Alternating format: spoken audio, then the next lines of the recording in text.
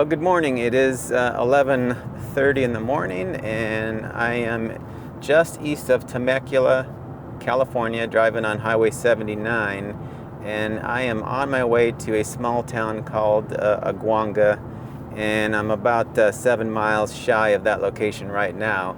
I saw a couple buildings on Google Street View the other day, and I want to go check them out. One's a post office, and one is a general store.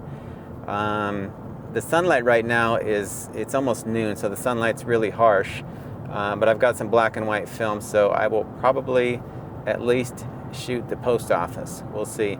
The general store, I think that I'm going to want overcast light, so I may just scout that location right now, but today I think I'm going to shoot at least the post office, so be there in a few minutes and we'll see what happens when we get there. Alright, so I should see the building. It's just over the rise here, coming up. There it is, just on the left there. See if we can make a quick left turn. Well, we'll have to go up and make a U-ey here.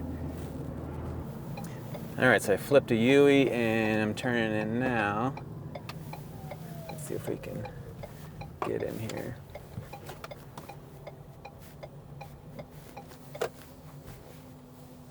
Alright, so there's the post office.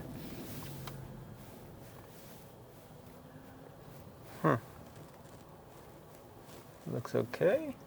Let's get parked here.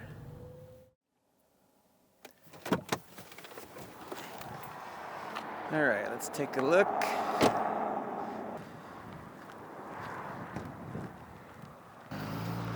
Alright, so let's got a loud truck driving by. Cool muffler, sir. Okay, so let's take a look at the Viewfinder app. Start the screen recording so y'all can see.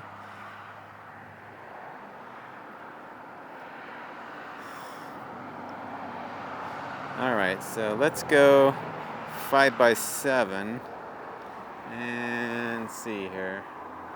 Looks like, let's try 120. Yeah, it looks like 120 is the ticket. Definitely have to use some rise here because I'm tilting the camera back. So if I go straight on, that's about what it looks like, so I'll miss the flag. So I'm gonna tilt it back, take a shot, and it looks like the center is just below or right at where the roof comes together, whatever you call that, the roof intersection. Alright, so take a couple of snaps. Alright, so I'm going to go ahead and go inside the post office and just let them know what's going on, just so they don't think I'm doing anything weird.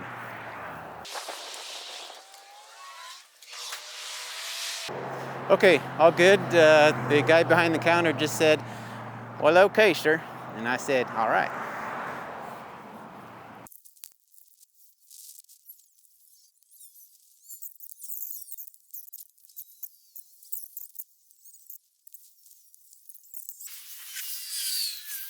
Alright, so let's make sure that it is centered where it needs to be.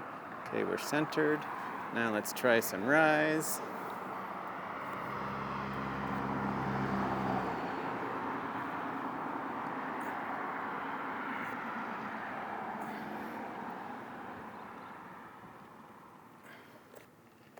Okay, looks like I'm all set on rise.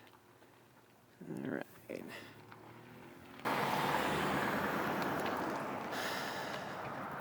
Alright, so I got a car off to the right. I'm going to have to wait a few minutes before I shoot that. If it takes forever, I'm going to go ahead and shoot and I'll just remove it in post. But I think I'd rather just wait, get a clean piece of film. Car's still there. I can't wait too long because they'll take that flag down when the post office closes. And I don't know what the post office time to close is, but it's probably, I'm going to guess 1 o'clock, so. Let's go ahead and get metered anyway.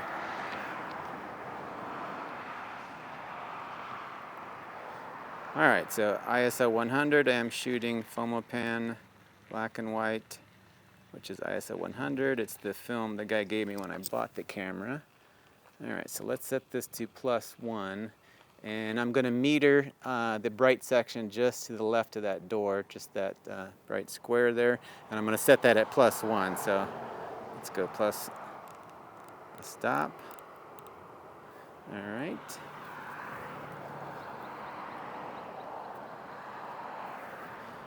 Okay, 125, 16.5. Let's go 20. So I got 60th at 22.5. And that puts that section of the building at +1, which should be fine. Hopefully I don't lose too much of that shadow, but I'm okay with that because that sort of adds to the shot. We're shooting black and white anyway, so it's a high contrast scene.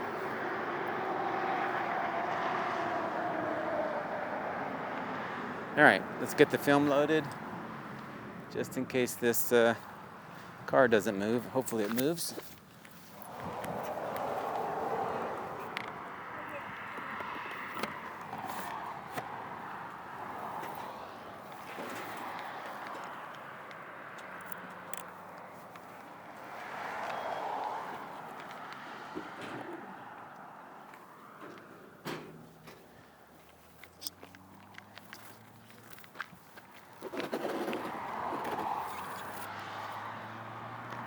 All right, so I'm gonna go ahead and take the shot with him taking the flag down. Here we go. Here's that. It's kind of a bummer. All right, so I'm gonna use the second frame. Might as well go ahead and wait now that the post office is closed for that car to move. And then shoot it with a bare pole. Maybe that will look better, I don't know, but let's check it out. All right, let's flip the holder around.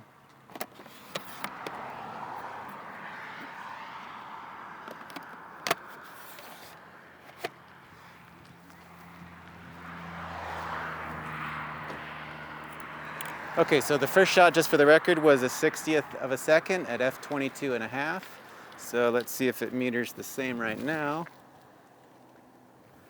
Yep, 60th of a second, f22.5. We're all focused, and we are cocked, so all I gotta do is pull the sheet. Okay, so he just came out and plugged in the car, so that tells me that car's gonna be here for a while. So I'm gonna go ahead and take the shot. There's not that much of the car in the scene, so I'm gonna go ahead and just remove that in post. No big deal, but I would have preferred a clean sheet, but let's just get her done.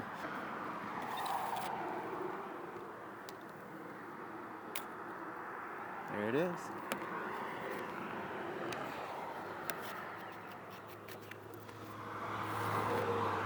All right, so we got 2 sheets exposed.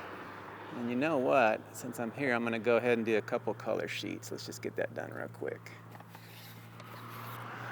Okay. All right, so I got Portra 160. Set that right there. Let's set the ISO to 160. And I'm gonna go ahead and leave the same section of the building. We're gonna set that at +1. Okay, so I got 125th at 22.2. So I'm gonna back it, 125th of a second at f22 is what I'm gonna go with. So let me back it down to f22, just a hair. Okay, let's put the Portra 160 sheets in. All right. So we're loading Portra 160, and for the record, we're shooting 1/25th of a second at f22. All right, let's pull sheet 1.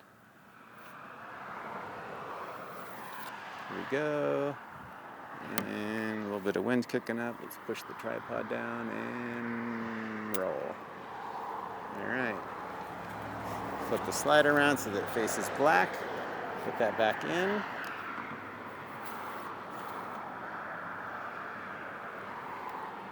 And we just flip it around.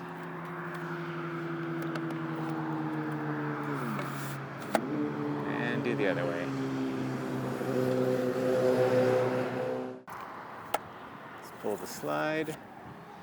And let's 3, 2, 1, boom. Okay, there it is. Just in time, a car's pulling up. All right, turn that around to black.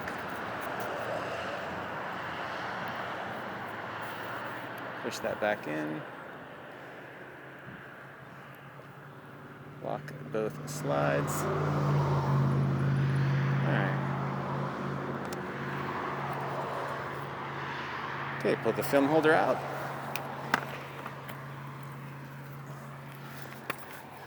All right, so I put the film holder back in. Both slides are black. Portra 160. And we're good.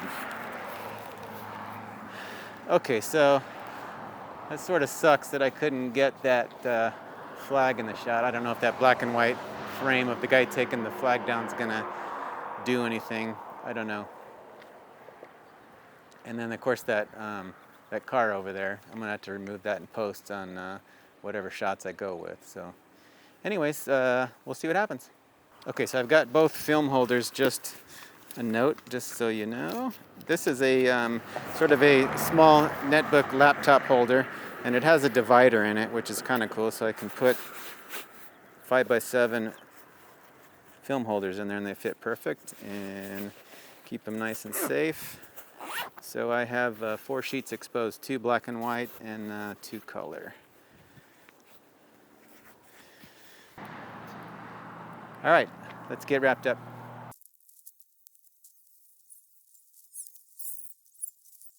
Okay, and just a tip, what I do is all of my photo kits are go bags, and what I mean by that is when I want to go shoot something, I don't have to go around the house and get my lens, get my camera, check the film.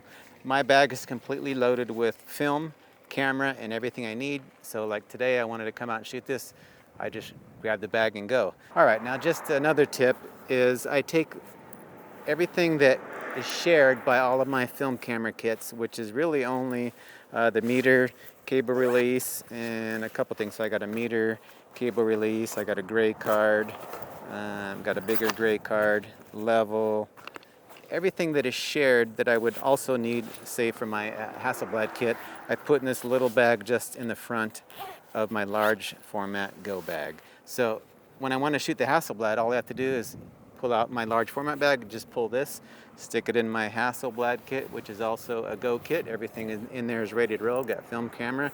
So I just go boom, boom, and then I'm out. So super handy to do it that way.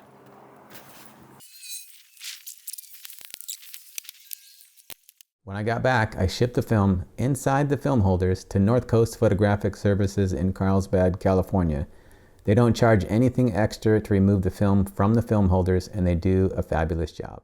All right, so I got the negatives back a few days later. Let's take a look at the black and white negative first. So if we zoom in here, this detail in the shadow area is going to be tough, but there's definitely detail here. So let's see what that looks like. So let me show you what I did. First thing is convert it to grayscale, because you want to remove all the color, and then invert it. And then I set the white and black point, flatten the image, straighten it out just a bit. And then I went into camera raw and then adjusted the geometry. So even though the camera was perfectly perpendicular and I used rise, the flagpole and the building bowed in just a little bit.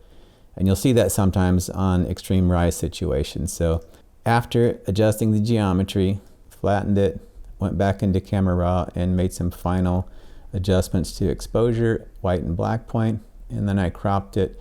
I wanted to get rid of this shadow, and then just on the other side of this pole. So, and yeah, there's a hair or something there from the scan, but that's not part of the negative. So I went ahead and cropped it, and then that's the final black and white image. So this is FOMO 100, and everything is technically correct. I like the exposure, everything looks good. I think for me, this shot is just a bit too contrasty and just a bit muddy. So let's take a look at the color image.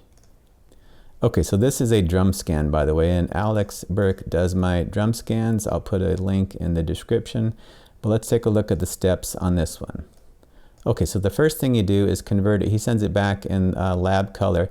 Now, by the way, he'll do the conversion for you, but I prefer to do my own, and for me, it's akin to somebody else processing your raw file, and I just prefer to control everything myself. So I convert it from lab to pro photo color space. I create a new layer. I fill it with the film border. I showed you how to do this in the last video, step by step. If you want to go watch that last video, you can learn how to do all this. And then I changed the blending mode to divide, and then created a new inversion layer. And then from there, I adjusted the white and black point, flatten the image, and then just like the black and white image, because it's the same shot, I toggle back and forth so you can see I had to straighten out the flagpole, and also the building straightened out. So, and then from there, all I did was go back into camera raw and adjust the exposure, or fine-tuned it a bit better. If you look at the difference, I don't know if you can see it in the video, the blue is just a bit too intense. So I knocked down the blue just a hair, and then I went ahead and cropped it just the same as the black and white. So looking at both images, I think I like the color a lot better than the black and white. So the black and white has its own merits. Everything is technically correct, but I think the color image just is a better shot, at least for me. Now, just a note on the flag and flagpole situation. The flag was sort of wrapped around the flagpole. I don't know if you could see it in the video or not, but I did mention that it just didn't look good. So I probably would not have been happy with the flag on the flagpole. So as much as I don't want to admit it, the bare flagpole probably came out better, at least for me, because that flag would have bugged me, and I don't know how many times I would have retaken the shot in order to get that flag looking right. So now, just for fun, I did convert this to black and white. So let's call this the Portra black and white. So if you look at the FOMO black and white and then the Portra black and white, I think Portra does a very good job on black and white. It just is a much cleaner image, not quite so muddy, and it has a much higher dynamic range. If you look, like, for example, in this this bush thing right here, and you click back on Portra, there's just a whole lot more detail in there. But it just, it looks good. I think between the three, I do like the color the best. Maybe the black and white is a close runner-up. I'm probably not going to decide. These images just take some time to grow on me, and I do like the color probably the best for now. Now, just for fun, because I was asking myself what it would look like if I went back on an overcast day. Because if you look at this color image, it is dead noon, daylight, and the colors are very vivid. And I'm okay with the shadow because it's the only shadow really in the shot, and to me it looks good. But let's say we did this on overcast. So I did go back with my 6x12 roll film holder on my 4x5, and that's what that negative looks like. I'm not going to walk you through this, but that's the final image. So you can see the drastic difference just between the color. Look at the color here in daylight, and then look at the color here in overcast. Just a completely different shot. Now, the 6x12 shot I do like. It's a good shot. I'm happy with it. It's probably a keeper. It's, there's nothing to make an excuse for. I chose 6x12 just to eliminate the whole flag problem. Although I think on this shot, maybe the building crowds you a little bit in the image if you step back a little bit. It looks okay, but it's a separate shot all in itself. And then from there, I also did a black and white conversion just for fun. So in the end, I think, as I said, I like the color drum scan shot the best. The black and white is probably a close runner-up. The 6x12 shot probably comes in behind that, but I think I got two strong keepers out of this particular shoot, the post office shoot. So from here, as I said, as I showed you in my last video, I would take these files into Lightroom, adjust the date, adjust the location, and then use my command line EXIF tool in order to add the camera lens, the ISO, the aperture, the shutter speed, all of that information. And then I would be all done and go ahead and file the images and go on to my next shoot. Let me show you the photo gear that I used in this photo shoot. The camera was a Chamonix 57 FS2 5x7 field camera with a Luland Sinar to Toyo 110mm Lensboard adapter, so I don't have to change lens boards to use the camera. The tripod was a Manfrotto 3021N with a 3029 head. The lens was a Schneider 120mm f8 Super-Angulon. The cable release was a 15.75-inch Vello TSR40 threaded shutter release cable. The focusing loop was an eTone 6X focusing loop with diopter adjustment. The light meter was a Sekonic L758DR. The film holders were Fidelity Deluxe, and I put those inside of special pouches made by Stone Photo Gear.